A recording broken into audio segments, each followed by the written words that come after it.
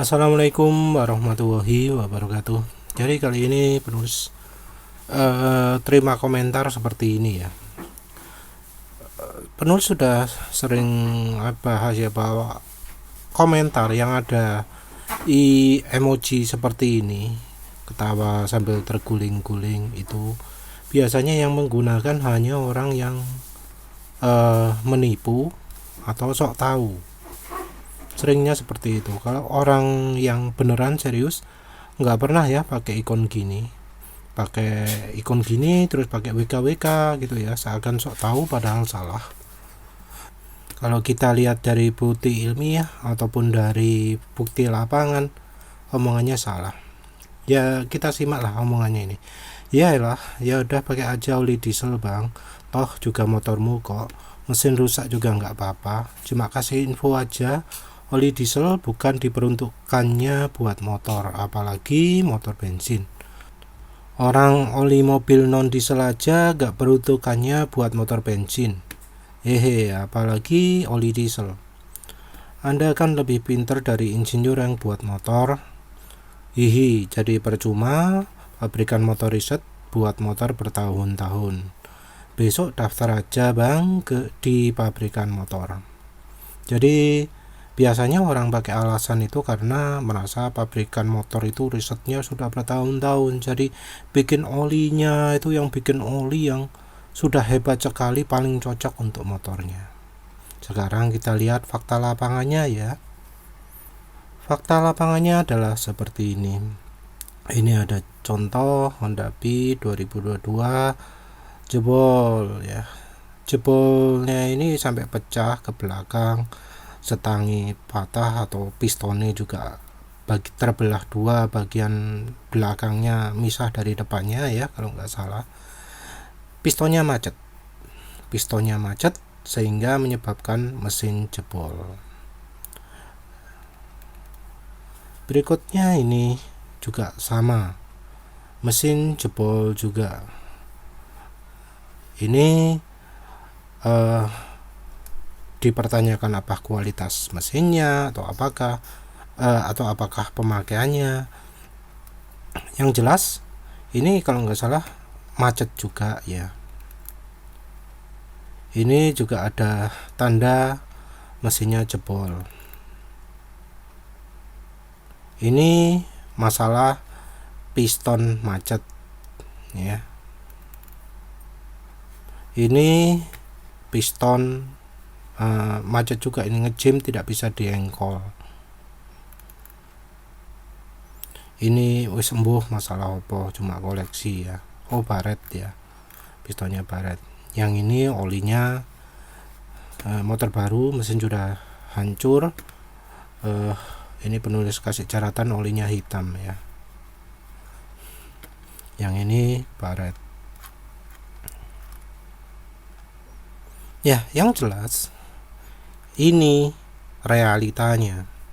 Jadi yang Mas tadi itu ngomong pabrikan itu sudah riset bertahun-tahun ya, tapi mengapa motor tahun lalu sudah jebol mesinnya? Kalau orang Indonesia itu kalau beli oli ya pasti ke bengkel resmi lah ya, karena orang takut sama garansi.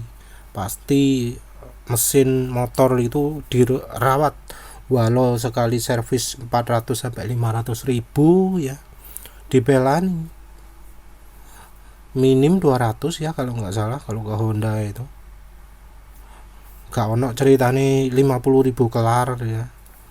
Mungkin pertama gratis, kedua wis enggak, ketiga oli wis bayar dewe, tapi tetap mesinnya jebol.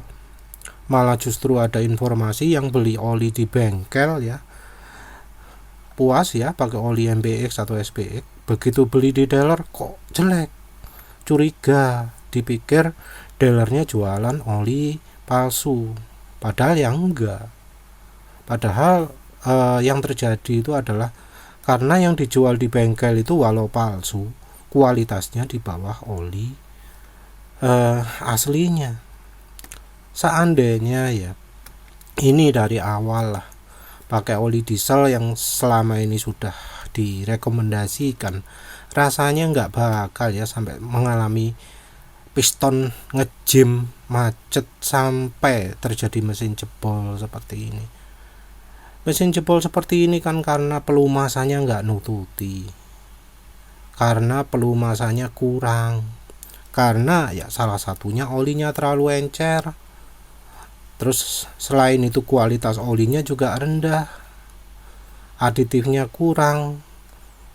Jadi begitu oli itu sudah mulai habis, kemampuannya sudah rusak sekali, olinya sudah sangat hitam sekali, ya sudah kena pistonnya.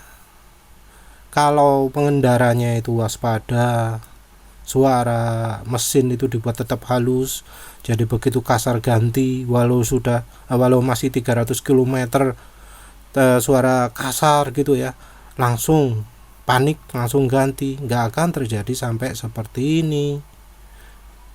Mengalami seperti ini itu ya gara-gara orangnya telat ganti oli. 2000 km kalau oli bawaan pabrik itu sangat tidak layak. Oli bawaan pabrik itu cuma layak dipakai 100 atau 200 km. Kalau lebih dari itu ya wis, jadi bisa seperti ini.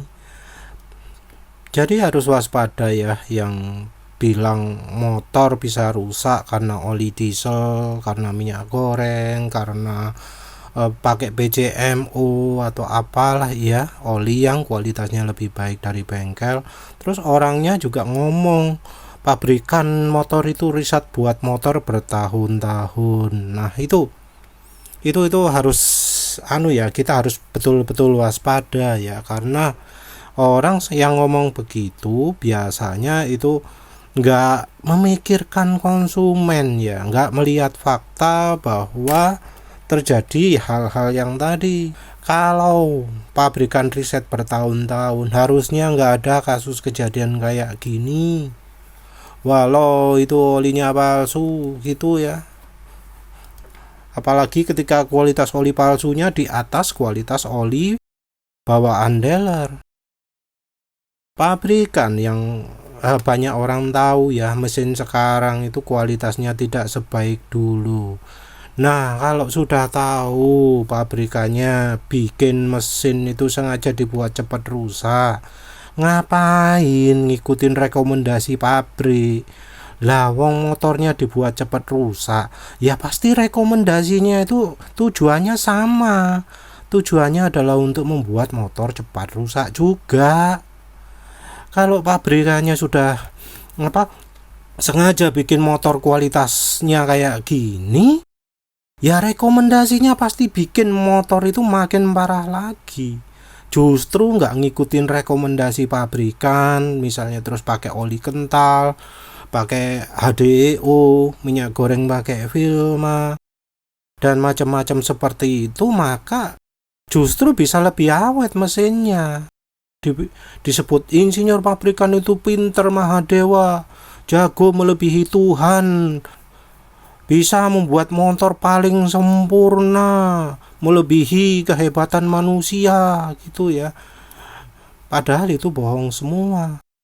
Padahal pabrikan sendiri bikin mesinnya cepat rusak, terus kalau ngasih rekomendasi gimana caranya mesinnya makin cepat rusak.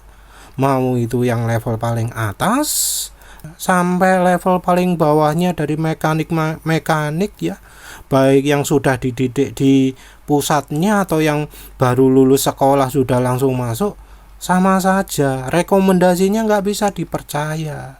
Kita harus coba dulu buktikan sendiri apa benar kalau kalau mengikuti rekomendasi mereka oli bisa awet, dan faktanya tidak. Faktanya kalau ngikutin rekomendasi mereka ya kayak gini akibatnya. Ya wis ya, itu aja. Terima kasih udah menonton. Assalamualaikum warahmatullahi wabarakatuh.